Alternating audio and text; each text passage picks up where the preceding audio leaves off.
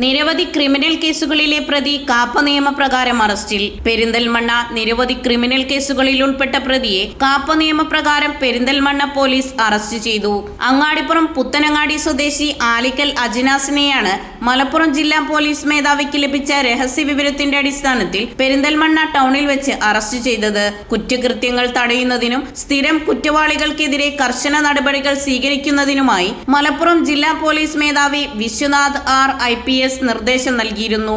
പെരിന്തൽമണ്ണയിലും പുറത്തും വധശ്രമം, കഞ്ചാവ്, MDMA, ലഹരിക്കടത്ത് ഉൾപ്പെടെയുള്ള നിരവധി ക്രിമിനൽ കേസുകളിൽ പ്രതിയായ അജ്നാസിനെ മുമ്പ് കാപ്പ നിയമപ്രകാരം ജില്ലയിൽ പ്രവേശിക്കുന്നതിന് വിലക്കേർപ്പെടുത്തിയിരുന്നു.